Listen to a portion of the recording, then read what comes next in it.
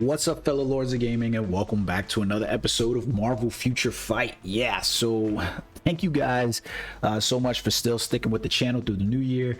I've been without power for about the past 3 days, so it's been nice to get back into the seat. And thank you to all the people out there who are currently working on restoring power and services to many people across the northeastern part of the United States who are without power.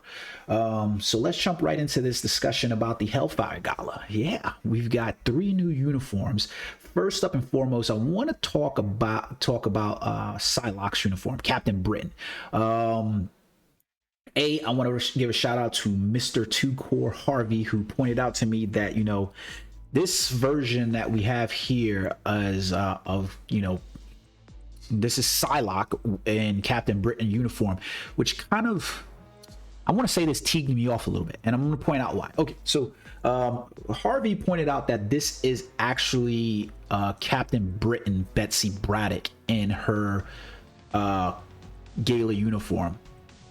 Quinnan, Psylocke, the Japanese female that Betsy Braddock inhabited as Psylocke, is another person.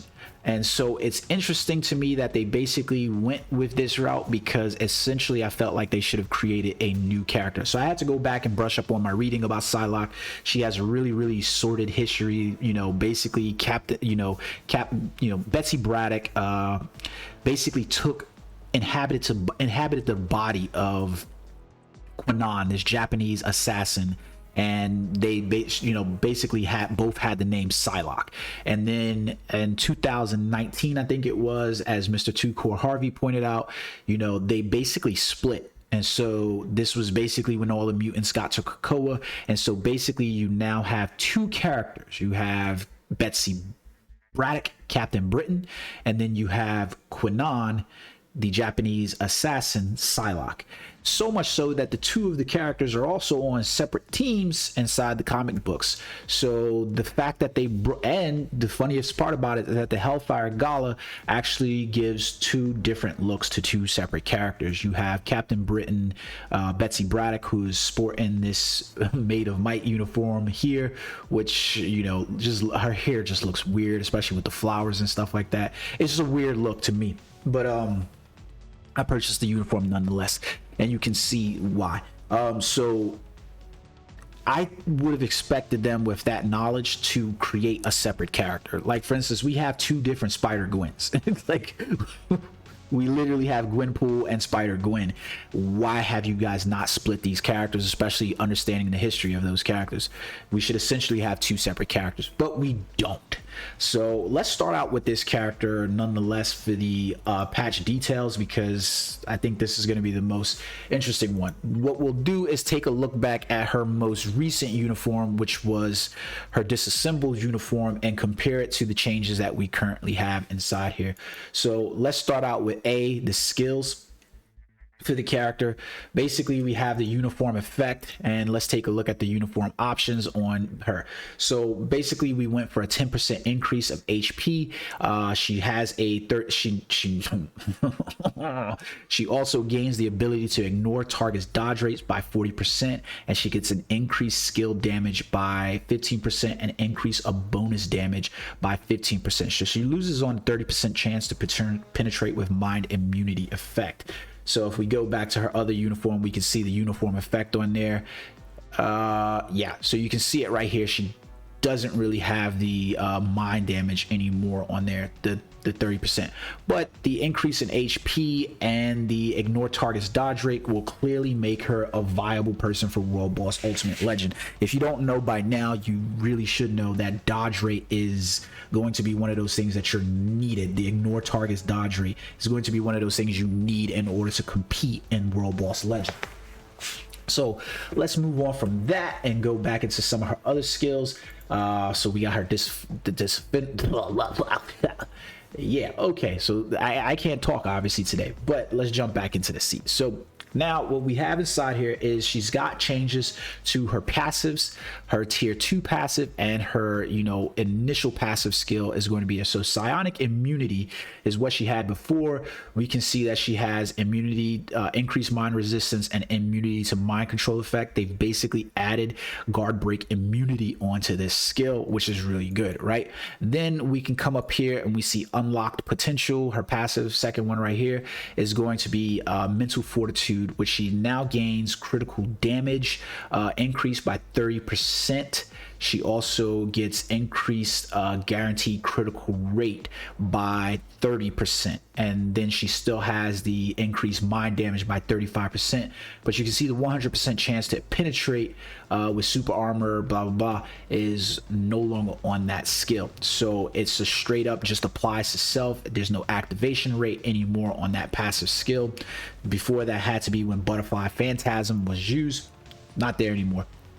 Then we've got a change to her third skill, which was Psychic Focus, which is now Valiant Strike. So applies to enemies. She is going to deal 30% bleed damage, which means absolutely nothing. She gets a 2% stacks up to 100% mind resistance, which ignores immunity. She gets a 16% recovery effect of max HP. 100% chance for immunity to all damage was already on there, and she gets the frenzy buff, which is now 30, 25, and 10. So that's an effective increase for her frenzy buff on there as well. Her battle shield is going to be her fourth skill. That one also changes. So now she still has the decreased mind resistance, which stacks up great, but she also gets the increased effect that she increases all basic attacks by 35%. Meanwhile, the really weird one is that her mind damage is decreased from 133% to 100% of energy attack. So a little weird there. Then we get her fifth skill, Butterfly Phantasm, is now going to be called Psionic Slash, which explains the reason why that passive has changed. She's basically going to get the mind control, which she already had, the 5 seconds, but she also gets charm, guys. So mind control and charm. She gets the bleed damage, which nobody really gives a shit about because bleed damage doesn't do anything. I'm tired of seeing that skill. She also gets paralysis. So that means that she gets charm, mind control, and paralysis on her skills. Now, the charm and mind control do not ignore immunity. The paralysis does. So there's that. And then we get applies to self. She increases basic attacks for 60%. So she loses out on the dodge rate increase that were basically move the dodge rate increase and the mind damage increase, other places. So we're gonna have to see how Betsy Braddock plays out, because I don't know. To be honest with you, I love Psylocke as a character. I've been looking forward to awakening this character, which I will do and go over in a separate video with some of her skills and things like that to talk about her, but we'll break those down individually because I'm definitely going to awaken this character regardless of the fact that I'm not a fan of this skill. Like the uniform, I'm really not a fan of it. It ain't my thing. It's not my jam. But I cannot wait to awaken Psylocke. And I was really hoping that Psylocke would get a T3, but like I told you guys, it's not so bad these days to get an awakened character. It's a little bit cheaper to awaken a character than it is to tier 3 them anyways. So happy to say that we're getting that. Now what we need to take a look at is, if you notice, most of my characters here, they're ready for awakening, so I'm happy, ecstatic about that. Next up, what we get is my man Mr. Sinister in his Hellfire Gala uniform. I'm absolutely loving the look on this uniform. Those boots just look sick as hell to me. Mr. Sinister has been one of my favorite villains for a while. I'm still waiting for him to make his MCU appearance, maybe through Deadpool, because that's where we got the most from the character inside there, but we'll see.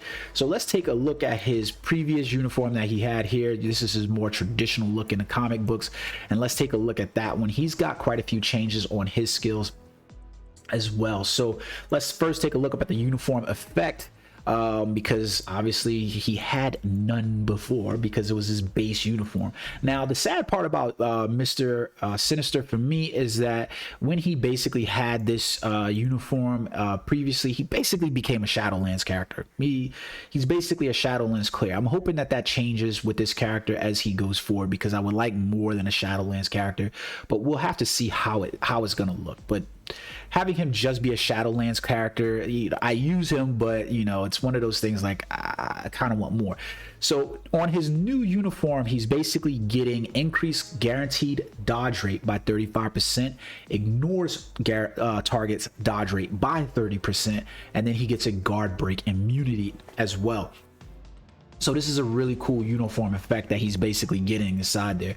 So let's take a look at his skills now. So he's got his 2 passives that are basically going to be changed, right?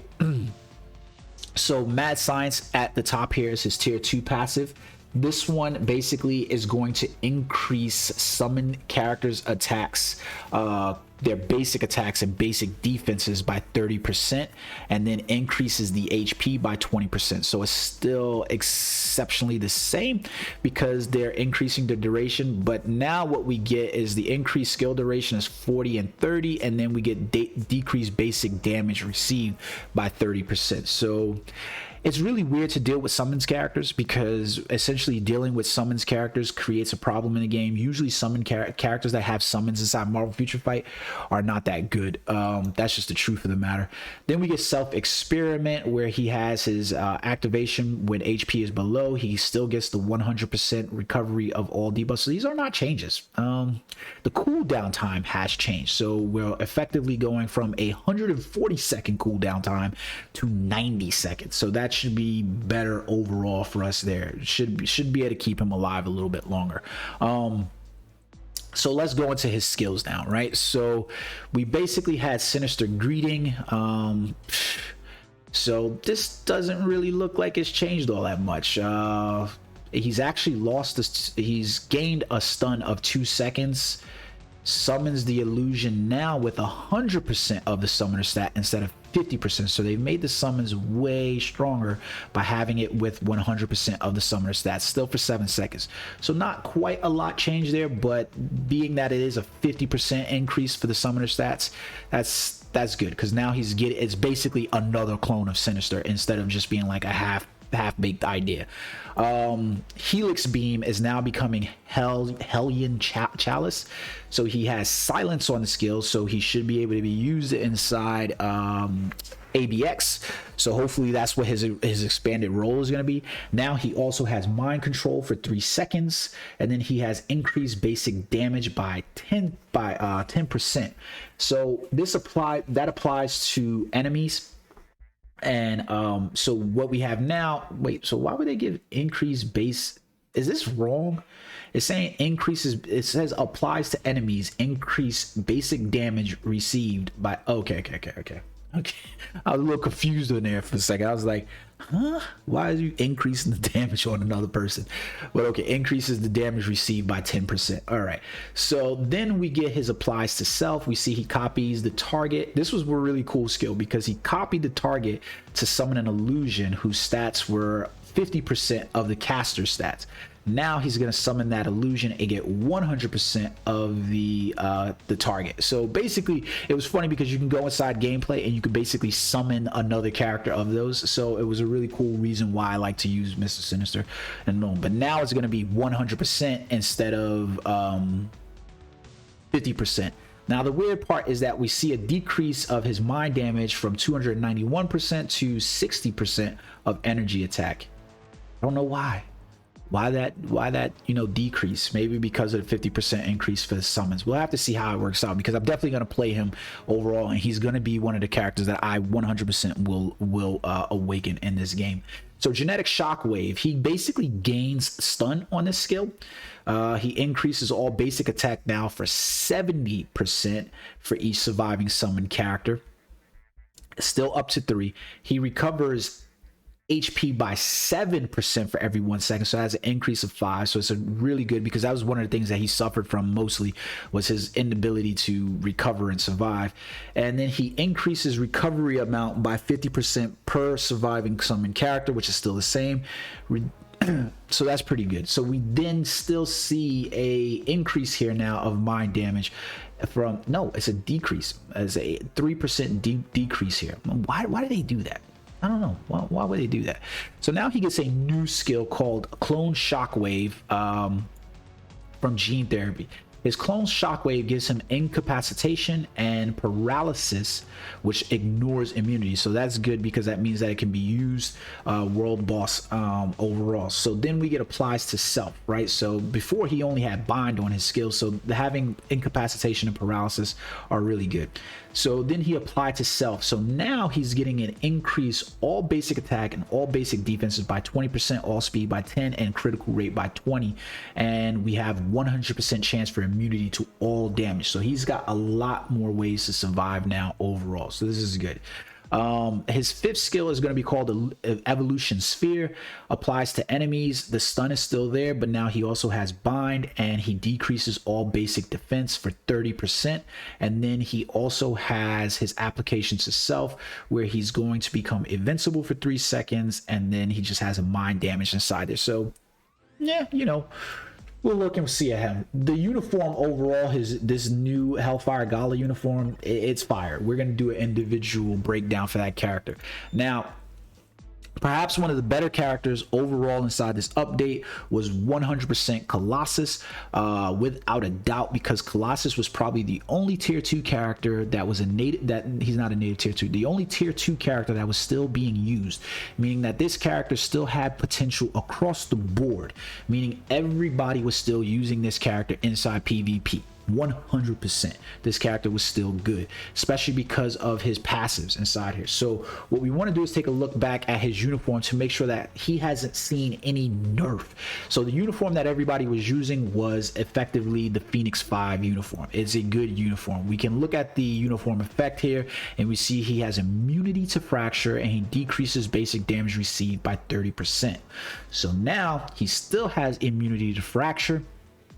He decreases the physical damage received by 40%, and he decreases basic damage received by 35%. This character is probably still going to be a badass. I am hoping to God that he is still a badass. Like, let's see, my friends. Let's see what Piotr has for us. All right, so his first skill was called Piotr's Will. That was this skill, and basically it had different applications. At tier 1, you know, it was this, and then at tier 2 it was this. So let's see how it's changing. You basically wanted the tier 2 skills because this was one of the skills that was literally making this character what he is and what it is. So this skill right here applied to all allies, right? And you decrease the damage received from reflected effects by 60%. Now it's been increased to 65%, so that's pretty good. And then he went to have the effect for the physical reflect, which still stays the same, so we've only seen really a 5% increase.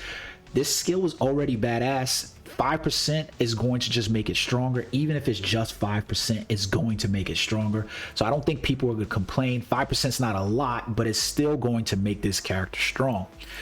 Didn't really need a lot there, but that's not a whole lot of change. So we'll see. Next up was Steel Form, which was his self-sear, applied to himself, which enhances the effect of the skill Piotr's Will, right? You gotta look at that. It was his original passive, right? And his second passive basically increased the effect. So let's take a look at that one. So super armor increases all basic defenses by 15% before. Now it's going to be super armor increase all basic defenses by 30%. So he sees a 15% bonus here. Then he also still has the reflects 100% physical damage received up to 150% max. He gets a boost on his increased skill damage by 45%, and he increases his bonus damage now by 40%. So you're basically looking at still a small minute bonus to him, but the fact that he's getting the bonus damage by 40% and his increased skill damage is just about 7% increase overall there. I think that is 8, and no, that's more. 8 and 5, that's 12, 13. So he's getting a 13% increase for his skill damage. So that's good still. So the question a lot of people has is whether this character is still going to remain a support character or whether he's going to be able to knock some shit down on his own. Let's hope that he's able to knock some shit down on his own. I'm hoping my boy Piotr is gonna basically come. He gets an overall skill change, right? So from 1 to 5, top to bottom, he's getting changed. So instead of having Phoenix Barrage, he now has Steel Blow for his first skill. He's he's no longer dealing bleed damage. Or excuse me, he's no longer just got stun and fear. He's now dealing bleed damage, which for the life of me, I don't understand. Why would he be dealing bleed damage? We'll have to look at the skill when we get there, but he's going to deal 35% bleed damage, which means nothing. He's also going to have the stun, which is 3 seconds. He has incapacitation, which removes the active buff from target for 3 seconds. And now he has paralysis, which ignores immunity, which makes him good inside world boss. Then he also applies to self. He still has the 100% chance to penetrate, so that's good. He no longer has the fire damage on the character at all. So just keep that in mind that he doesn't have the fire damage. So X Slam, why did they say the skill changed? Did it change at all? Being's Barrage is 10. Oh, I didn't even notice. Steel Blow is now 8 seconds instead of 10 seconds. So that's a 4-second cooldown.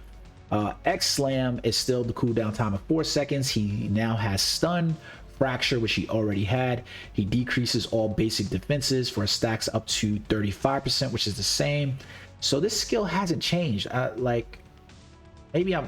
only thing that's changed about this is he no longer has the fire damage. This is essentially still the exact same skill. I'm confused by that one. Stun, Fracture, decrease all basic defenses by stacks up to 35%. So yeah, there's no change here really. He just doesn't have the fire anymore.